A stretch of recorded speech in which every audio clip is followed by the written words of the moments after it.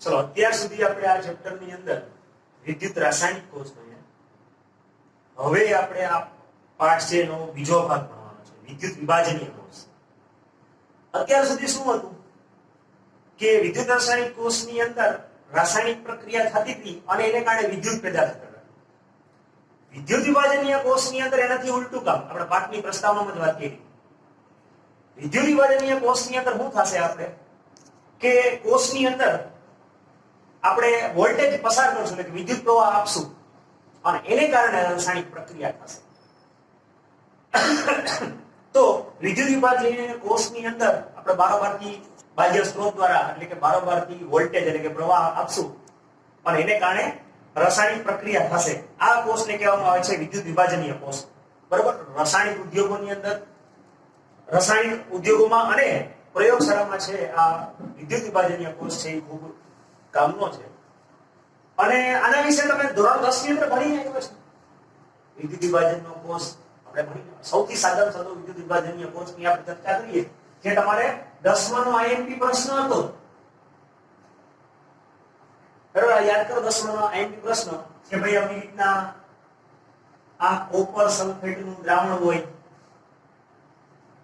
અને એની અંદર આ અશુદ્ધ કોપરનો સળિયો અને આ શુદ્ધ કોપરની પટ્ટી અને પછી એમાં તમે આ વોલ્ટેજ પસાર કરો, વિદ્યુત પ્રવાહ પસાર થાય અને આ હળિયો છે એનોડ તરીકે જે વર્તતો હોય એ ઓગળી જાય અને દ્રાવણમાં કેથોડ છે એમાં કોપર જમા થાય. સમજાણું ને? સમજો આ એનોડ તરીકે જે સળિયો તો એ ખવાઈ ગયો, ઓગળી દ્રાવણમાં આવ્યો અને કેથોડમાં જમા થયો એટલે કે નિક્ષેપિત થયો, જમા થયો એટલે ચોખ્ખીમાં શબ્દ વાપરો નિક્ષેપિત થયો. તો ખ્યાલ પડી ગયો તમને?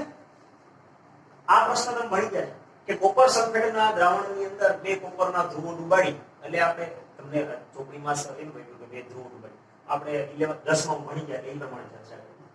તો અશુદ્ધ કોપરનો સળિયો ઈ એનોડ તરીકે લઈ અને શુદ્ધ કોપરનો સળિયો છે ઈ કેથોડ તરીકે લઈ અને આપણે કોપરનું શુદ્ધિકરણ કરીએ. બરાબર. તો આ તમને ખ્યાલ પડે. આને કહેવાય વિદ્યુત વિભાજનીય કોષ. આપણે આ વિદ્યુત પ્રવાહ પસાર કર્યો એટલે કે બાહ્ય સ્ત્રોત દ્વારા વોલ્ટેજ આપ્યા ને વોલ્ટેજની મદદથી અહીંયા એનોડ ઉપર ઓક્સિડેશન ને કેથોડ ઉપર રિડક્શન થયું અને આપણને શુદ્ધ કોપર મળ્યું. બરાબર. તો આવી રીતના આ એનોડ ઉપર થતી પ્રક્રિયા એનોડમાં કોપર દ્રાવણમાં આવ્યું, આ કોપરમાંથી કોપર +2 અને +2 ઇલેક્ટ્રોન બરાબર ઓગળી દ્રાવણમાં આવ્યા અને ઈ આયન છે જમા થયા. તો કેથોડ ઉપર રિડક્શન થયું, Cu+2 ઇલેક્ટ્રોન અને કોપર જમા થયું. બરાબર. આ ઓક્સિડેશન પ્રક્રિયા અને આ છે રિડક્શન પ્રક્રિયા. સમજાઈ ગયું? તો આવી રીતના કોપર છે ઈ એનોડમાંથી ઓગળશે અને કેથોડમાં શું થશે તો કે જમા થશે. રેડી? તો શુદ્ધ કરવા માટે વપરાય. આ સિવાય આ જ રીત દ્વારા તમે સોડિયમ, મેગ્નેશિયમ, એલ્યુમિનિયમ આવી બધી ધાતુઓ છે ઈ રિડક્શન પ્રક્રિયા જેની અઘરી છે. આપણે યાદ હોય તો રિડક્શન ધાતુ પરનો વિદ્યાર્થી ચેપ્ટર ભણશું જ અત્યારે અને 11th માં 10th માં આવી કે તમે રિડક્શન કરતા તરીકે તમે શું કરો કાર્બન, કાર્બન મોનોક્સાઇડ અને સક્રિય ધાતુ. બરોબર. એની બધી તમે રિડક્શન કરી શકો. પણ જેના રિડક્શન શક્ય નથી હે એને આવી ધાતુઓ અતિ સક્રિય ધાતુ કે જેના રિડક્શન શક્ય નથી તો આનું રિડક્શન છે આવી રીતે આપણે વિદ્યુત વિભાજનીય પદ્ધતિ દ્વારા કરી શકીએ. રેડી? તો આ સોડિયમ અને મેગ્નેશિયમ છે એના ક્લોરાઇડ સ્વરૂપમાંથી રિડક્શન કરશું. એલ્યુમિનિયમ છે એ ક્રાયોલાઇટ. યાદ હોય તો હોલ એરાઉન્ડ પદ્ધતિ આવી ગઈ. તો ક્રાયોલાઇટ છે એની મદદથી તમે આનું રિડક્શન કરી શકો દ્રાવણનું, પીગલિત દ્રાવણનું. તો એલ્યુમિનિયમ ક્રાયોલાઇટ સ્વરૂપનું પીગલિત દ્રાવણ તમે વિદ્યુત વિભાજન કરી અને આ બે પ્રશ્ન છે એ આપણે 10th માં અને 11th માં પણ આવી અને 12th માં રિપીટ પણ થશે. તો આ થઈ ગયું. આવી રીતના વિદ્યુત વિભાજનીય મદદથી આપણે શુદ્ધ ધાતુ મેળવી શકીએ અને જે ધાતુના રિડક્શન શક્ય નથી એ ધાતુનું રિડક્શન કરીને તમે ધાતુ મેળવી શકો. રેડી? તો આ વિદ્યુત વિભાજન માટે છે એના ફેરેડેના નિયમો છે. Michael Faraday.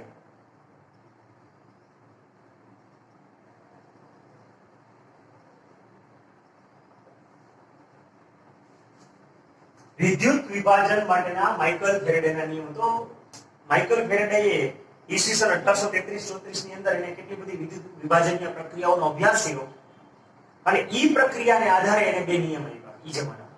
બરાબર? તો એને આ માઇકલ ફેરેડેનો પહેલો નિયમ અને માઇકલ ફેરેડેનો બીજો નિયમ એમ કહેવામાં આવે છે. આ વસ્તુ પણ ધોરણ 10 ની અંદર આવી ગઈ છે, પણ આપણે રિપીટેડ છે. તો પહેલો નિયમ, શું કહે છે? તો પહેલો નિયમ બહુ સિમ્પલ છે. તો હું તો કાંઈથી વોલ્ટેજ આપું, એટલે કે વોલ્ટેજ આપું એમ શબ્દને બદલે તમે વિદ્યુત પ્રવાહ પસાર કરો. અને વિદ્યુત પ્રવાહનો હજી શબ્દ ચોપડીમાં વપરાય કારણ કે વિદ્યુતનો જથ્થો. તો અહીંયા હું સ્વિચ ચાલુ કરીને બંધ કરતો તો કાંઈ ઉપર જમા નથી. તમે જેમ જાજી ઘડી અહીંથી વિદ્યુત પ્રવાહ પસાર કરશો તો અહીંયા આપણને જાજો જથ્થો મળે. બસ આને જે નિયમ કહેવામાં આવે છે કે જાજો વિદ્યુત ભારનો જથ્થો પસાર કરશો તો અહીંયા જાજી ધાતુ મળશે. તમે સ્વિચ ચાલુ બંધ કરીને મૂકી દો તો કાંઈ જથ્થો જમા થાય નહીં. આ આવ સાદી ભાષામાં સમજાય.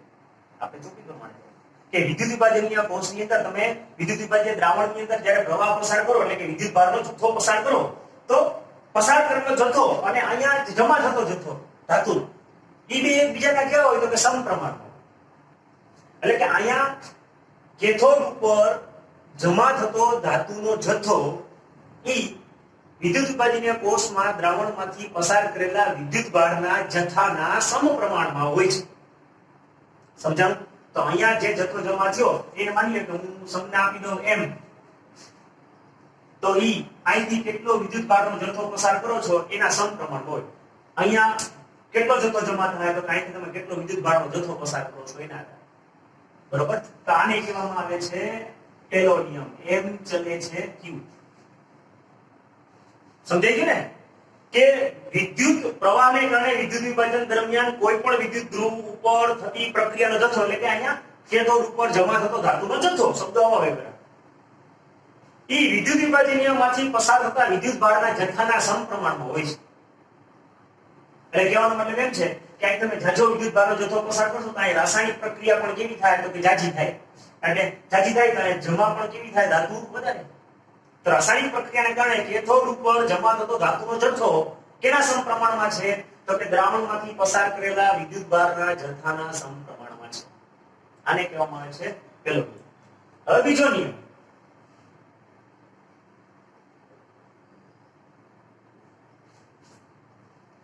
તો ફેરેડેનો બીજો નિયમ આપણને શું સમજાવવા માંગે છે આપણે એ કહીએ. તો એના માટે આપણે શું કરશું કે હું જુદા જુદા આ ત્રણ વિદ્યુત વિભાજન કોષ કરું. બરોબર?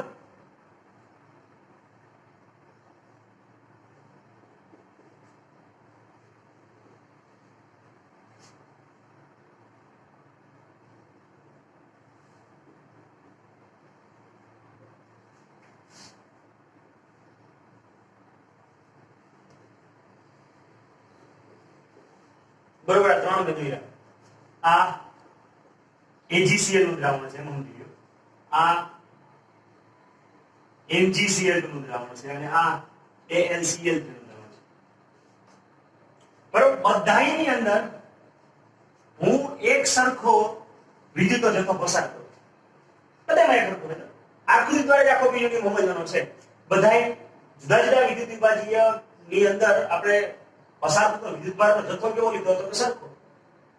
હવે આવું કહીશ ને તો જો અહીંયા Ag છે ઈ આટલી બધી જમા થઈ, અહીંયા મેગ્નેશિયમ છે તે પ્રમાણમાં ઓછું છે અને એલ્યુમિનિયમ છે એના પ્રમાણમાં ઓછું છે. તો આ આકૃતિમાં બધું સમજાવી દે. હવે આ આકૃતિને હું શબ્દો સ્વરૂપમાં રજૂ કરું એટલે એને કહેવાય ફેરેડેનો બીજો નિયમ. તો બીજો નિયમ શું કહે છે કે વિદ્યુત વિભાજનીય દ્રાવણમાંથી વિદ્યુતનો સમાન જથ્થો, વિદ્યુતનો કેવો જથ્થો તો કે સમાન જથ્થો, કે વિદ્યુત વિભાજનીય દ્રાવણમાંથી વિદ્યુતનો સમાન જથ્થો પસાર કરતા જુદા જુદા પદાર્થો છે ને, જુદા જુદા પદાર્થો AgCl, MgCl અને AlCl, જુદા જુદા પદાર્થોમાંથી મુક્ત થયેલા જથ્થાને જુદા જુદા મુક્ત થયેલો જથ્થો એ તેમના રાસાયણિક તુલ્ય ભાર ના સમપ્રમાણમાં હોય છે. કેના સમપ્રમાણમાં છે? અહીંયા જે ધાતુનો જથ્થો જમા થાય છે એના રાસાયણિક તુલ્યાંક ના સમપ્રમાણમાં છે. અહીંયા એમ ચલે છે.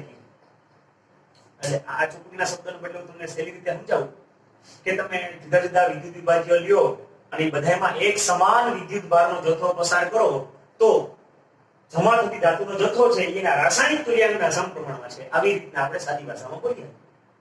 અને ચોપડી પ્રમાણે જવું હોય તો શું કહીએ કે વિદ્યુત વિભાજનીય દ્રાવણમાંથી વિદ્યુતનો સમાન જથ્થો, આ વિદ્યુત વિભાજન કોષમાંથી આ વિદ્યુત ભારનો સમાન જથ્થો પસાર કરતા જુદા જુદા પદાર્થો એટલે કે AgCl, MgCl, AlCl3 પદાર્થોમાંથી મુક્ત થયેલ જથ્થો, મુક્ત થયેલ જથ્થો ઈ એમના રાસાયણિક તુલ્યાંકના સમપ્રમાણમાં હોય છે. આ ઈ છે ઈ રાસાયણિક તુલ્યાંક. તો રાસાયણિક તુલ્યાંક ઈ એટલે શું થાય તો કે ઈ જે ધાતુ હોય ઈ ધાતુનું પરમાણુય દળ અને છેદમાં એની સંયોજકતા, એટલે કે કેટલા ઇલેક્ટ્રોનની હેરફેર કરે છે ઈ. આ પેલો ભંગાકાર કરો એટલે તમને મળી જાય. જેમ કે Ag છે તો Ag નું પરમાણુ દળ 108, એની સંયોજકતા 1, તો 108 થઈ ગયું રાસાયણિક તુલ્યાંક. એમ તમે ત્રણેયના પરમાણુ દળ અને ભાગ્યા સંયોજકતા કરો એટલે તમને એનો રાસાયણિક તુલ્યાંક મળે. તેના રાસાયણિક તુલ્યાંકના કેવા છે તો કે સમપ્રમાણમાં હોય છે. રેડી? તો ફેરેડેના સમયની આપણે વાત કરીએ, થોડું ભૂતકાળમાં વાત કરીએ કે ફેરેડેના સમયમાં અચળ પ્રવાહનો સ્ત્રોત પ્રાપ્ત હતો. કેમ આપણે કીધું અચળ જથ્થો? ઈ જમાનામાં એવા સાધનો હતા કે જેમાંથી આપણે અચળ બાહ્ય સ્ત્રોત પ્રાપ્ત થાય. બરોબર? તો ફેરેડેના સમય દરમિયાન અચળ પ્રવાહનો સ્ત્રોત છે એ પ્રાપ્ત હતો નહીં. અને ઈ જમાનામાં જે પ્રવાહ મેળવવા માટેનો જે મશીન હતું નામ હતું કુલોમીટર. શું નામ હતું? કિલોમીટર, અથવા એને પ્રમાણિત વિદ્યુત વિભાજનીય કોષ પણ કહેવાય. એવા બે શબ્દો વપરાય છે, કિલોમીટર અથવા પ્રમાણિત વિદ્યુત વિભાજનીય કોષ. બરોબર? તો જે ધાતુના નિક્ષેપિત અને શું કરતું ઈ સાધન કે અહીંયા કેટલો દળ છે ને દળને આધારે અહીંયા કેટલું દળ જમા થયું તો અહીંથી કેટલું દળ ઓગળી ગયું. નિક્ષેપિત થતું અથવા છૂટું પડતું દળ હોય એ દળના જથ્થાને આધારે એ લોકો ગણતરી કરી અને પછી કેટલો વિદ્યુત ભારનો જથ્થો વપરાણો એ નક્કી કરતા. એટલે જૂના જમાનામાં એ સિસ્ટમ. પણ અત્યારના તમને કહીએ એ પ્રમાણે કે હાલમાં અચળ પ્રવાહનો જથ્થો છે, સ્ત્રોત આપને પ્રાપ્ત છે, એવા સાધનો છે કે જેમાંથી આપને અચળ પ્રવાહનો જથ્થો પ્રાપ્ત થઈ જાય. એટલે હવે એ પ્રશ્ન નથી, આ ભૂતકાળનો છોકરો હતો કે એ જમાનામાં અચળ સ્ત્રોત નહોતો તો કઈ રીતે મેળવતા? તો ત્યાં વિદ્યુત પ્રવાહ ગણવા માટે એની કેટલો વિદ્યુત પ્રવાહ પસાર થયો એ અહીંયા જમા થતા દળના આધારે નક્કી કરતા. સમજાયું? હવે તો ફિક્સ જ છે. એટલે તમને સૂત્ર ખબર જ છે, વિદ્યુત પ્રવાહની વ્યાખ્યા ફિઝિક્સના ત્રીજા ચેપ્ટરમાં આવી જ ગઈ છે. એનો આપણે ઉપયોગ કરીએ તો Q બરાબર IT. Q છે વિદ્યુત ભારનો જથ્થો, I એટલે વિદ્યુત પ્રવાહ, T એટલે સમય. બરોબર? આનો એકમ કુલમ, આનો એમ્પિયર અને T એટલે સેકન્ડ.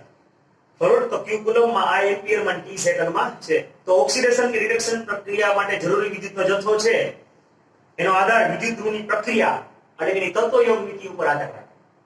જેમ કે હું આ AgCl વાળાની વાત કરું તો એમાં તમને ખબર છે કે Ag પ્લસ ઇલેક્ટ્રોન અને આ Ag જમા થયું. બરાબર? તો અહીંયા મારે આ 1 મોલ ક્યાં દાખલામાં કામ લાગવાનું છે કે 1 મોલ Ag મારે જમા કરાવવો હોય તો ફરજિયાત મારે 1 મોલ ઇલેક્ટ્રોનનો જથ્થો પસાર કરવો પડે. પણ આ જ કામ હું અહીં MgCl2 માટે કરું તો Mg ને +2 સંયોજકતા છે તો 2 ઇલેક્ટ્રોન અને આ બની ગયા Mg સોરી. તો એનો મતલબ એમ થયો કે 2 મોલ વિદ્યુત ભારનો જથ્થો પસાર કરું તો અહીંયા મને આ 1 મોલ મળે. અને આ જ કામ હું એલ્યુમિનિયમ માટે કરું તો એલ્યુમિનિયમ ની સંયોજકતા 3 છે તો આ એલ્યુમિનિયમ જમા થયું તો 3 મોલ ઇલેક્ટ્રોનનો જથ્થો પસાર કરો તો તમને અહીંયા શું મળશે? 1 મોલ મળશે. સમજાણું ને? એની તત્વયોગમિતિ એટલે કે એની રાસાયણિક પ્રક્રિયામાં કેટલા ઇલેક્ટ્રોનની હેરફેર થાય એની ઉપર આધાર રાખે. સમજાણું? હવે 1 મોલ સિલ્વર આયનના રિડક્શન માટે 1 મોલ ઇલેક્ટ્રોનની જરૂર પડે. 1 મોલ સિલ્વર તમારે જમા કરાવી હોય તો તમારે કેટલા? અહીંથી 1 મોલ ઇલેક્ટ્રોન પસાર કરવા પડે. હવે તમે 1 મોલ ઇલેક્ટ્રોન પસાર કર્યો તો ઇલેક્ટ્રોન થોડો આપણે અભ્યાસ કરીએ, આપણે તો વિદ્યુત ભારનો જથ્થાનો અભ્યાસ કરીએ છીએ. તો 1 મોલ ઇલેક્ટ્રોન એટલે કેટલો વિદ્યુત ભારનો જથ્થો એ આપણે ગણતરી કરી. તો ઈ ગણતરી કરવા માટે આ થોડી જવા દઈએ આપણે કે ભાઈ 1 ઇલેક્ટ્રોન હોય બરાબર, તો 1 ઇલેક્ટ્રોન પર કેટલો વિદ્યુત ભાર છે? 1.6021 ગુણ્યા 10⁻19 ઘાત કુલમ. 10 માં તમારે 1.6 ગુણ્યા 10⁻19 ઘાત કુલમ એનો લખતા અને આ થોડી ચોકસાઈ હતી 0 1 વધારાના શબ્દો છે. બરાબર? હવે 1 ઇલેક્ટ્રોન માટલા તો 1 મોલ ઇલેક્ટ્રોન લ્યો તમે 1 મોલ ઇલેક્ટ્રોન તો શું કરવું પડે? આ સંખ્યાને 1 મોલ વડે ગુણી નાખવું પડે. તો 1 મોલ એટલે તમને ખબર કે 6.022 ગુણ્યા 10⁻23 ઘાત તો 22 ને બદલે લખ્યું 6.02 તો 6.02 ગુણ્યા 10 ની 23 ઘાત ગુણ્યા 1.6021 ગુણ્યા 10 ની -19 ઘાત. રેડી? હવે આ બેનો તમે ગુણાકાર કરો તો જવાબ આવશે 96,487. હું જવાબ આવશે 96,487. સી કુલમ અને આ 1 મોલ, એટલે આનું એકમ થાય કુલમ પ્રતિ મોલ. અને આ કુલમ પ્રતિ મોલ છે એને જ આપણે કહેશું ફેરાડે. અને રાઉન્ડ ફિગરમાં આપણે ગણતરીમાં લખશું 96,500 ફેરાડે. તો 1 મોલ ઇલેક્ટ્રોન પર વીજભાર કેટલો છે તો કે 96,500. તો આ 96,500 છે એને જ કહેવામાં આવે છે 1 ફેરાડે. તો આટલા વિદ્યુત જથ્થાને 1 ફેરાડે કહેવાય, જેની સંજ્ઞા છે F. તો ખ્યાલ પડી ગયો ને? 1 મોલ ઇલેક્ટ્રોનમાં જેટલો વિદ્યુતભારનો જથ્થો પસાર થાય છે એને કહેવામાં આવે છે 1 ફેરાડે. રેડી? તો આની ઉપરથી સ્પષ્ટ થઈ ગયું કે તમારે અહીંયા 96,500 ફેરાડે જેટલો વિદ્યુત જથ્થો પસાર કરશો તો શું મળશે? 1 મોલ એજી મળે. અહીંયા 2 મોલે 1 મોલ એજી મળે અને 3 મોલ. રેડી? તો આ પ્રક્રિયા દરમિયાન 50,000 એમ્પિયર જેટલો ઊંચો પ્રવાહ પસાર કરવામાં આવે. કેટલો? 50,000. તો 50,000 એમ્પિયર જેટલો ઊંચો પ્રવાહ ઉપયોગ કરીએ ત્યારે લગભગ 0.518 ફેરેડે પ્રતિ સેકન્ડ જેટલો એમાંથી પ્રવાહ જતો હોય.